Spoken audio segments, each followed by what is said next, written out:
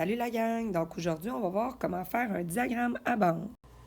Alors, un diagramme à bande, c'est quoi? C'est un diagramme qui nous permet d'illustrer une situation. Comme par exemple, nous, on va illustrer la situation du tableau de distribution qu'on a fait au dernier cours sur la couleur préférée des élèves. Alors, quand on fait un diagramme à bande, toujours très important, il faut mettre un titre, tout comme dans notre tableau de distribution. Donc, la couleur préférée des élèves. Ensuite, dans notre diagramme, on a deux axes. Sur l'axe des X, ce sera toujours notre caractère, donc le sujet du sondage, ce de quoi on parle. Donc, dans ce cas-ci, c'est les couleurs. Et sur l'autre axe, c'est toujours l'effectif. Donc, la fréquence n'est pas représentée dans le diagramme à bande. Vous allez voir que le diagramme à bande, c'est un diagramme qui est souvent utilisé quand notre caractère étudié est soit qualitatif ou quantitatif discret. Puisque c'est des bandes, c'est plus facile quand c'est des mots, par exemple, les réponses, ou quand c'est des nombres, mais pas décimales. Les bandes, vous allez voir que ça va être super important qu'ils soient de la même largeur. Et ensuite de ça, il faut que les bandes aient une distance entre chacune. On ne peut pas avoir des bandes qui sont collées l'une sur l'autre. Alors ici, on va aller identifier nos couleurs sur l'axe des X. On a 5 couleurs. J'ai 1, 2, 3, 4, 5, 6, 7, 8, 9, 10 espaces. Donc, 5 couleurs pour 10 espaces, ça va vouloir dire que je vais laisser 2 petits espaces par couleur. Et là, dans ce cas-ci, rouge, bleu, vert, jaune, tu pourrais seulement mettre la première lettre si tu veux. Ou tu peux écrire, si tu veux, là, parce que c'est petit, un petit peu en diagonale comme ça. Donc, après 2 cases, on va écrire rouge. Ensuite, après 2 cases, on va aller écrire bleu.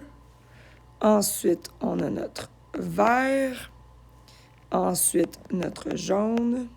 Et finalement, autre. Pour ce qui est de l'axe des Y, donc pour les effectifs, là, il faut que mon plus petit nombre, c'est 2, puis mon plus grand nombre, c'est 10. Donc, à toi de voir, tu fais des bonds de combien? Ici, on a 1, 2, 3, 4, 5, 6, 7, 8, 9, 10 espaces encore.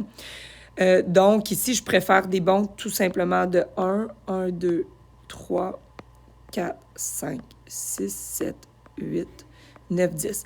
Par contre, vous allez voir que si c'est des plus grands chiffres, peut-être que ça va être nécessaire de faire des bonds de 2. Là. Par exemple, si j'ai 400, bien là, il va falloir que peut-être je fasse des bonds de 10, des bonds de 50. Donc, il faut adapter nos bonds pour pouvoir se rendre à notre plus grand nombre. Donc, allons faire nos bandes maintenant. Fait qu'on va commencer par rouge. Rouge, ma bande, va falloir qu'elle monte jusqu'à 10. Donc, ici, je veux qu'elle monte jusqu'en haut. Et là, j'ai pas de règle, moi, sur mon iPad, mais toi, je t'invite fortement à utiliser une règle pour faire ta bande pour qu'elle soit bien, bien droite. Et si tu le désires, mais ça, c'est vraiment pas obligatoire, on peut ensuite aller colorier la bande. Et là, vu que je suis dans la couleur rouge, je vais y aller avec une couleur rouge. Mais ça, c'est vraiment à ton goût, c'est pas obligatoire. Ça rend juste la chose plus cute.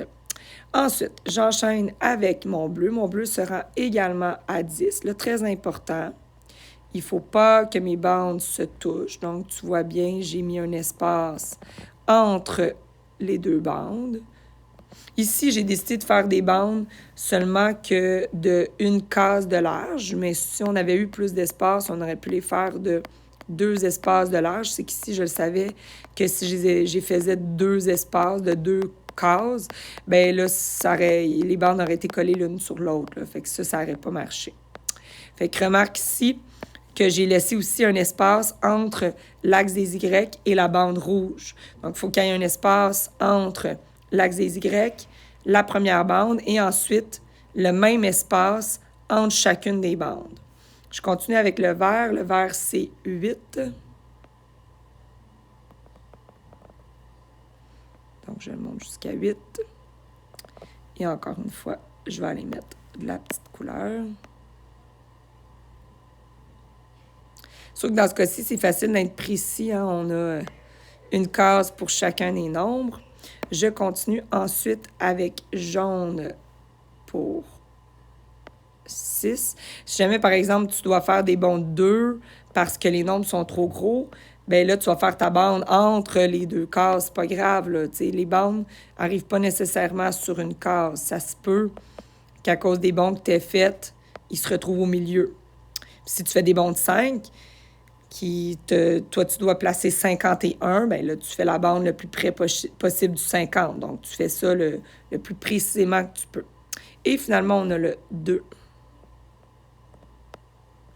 Et le autre, on va aller mettre, un petit gris.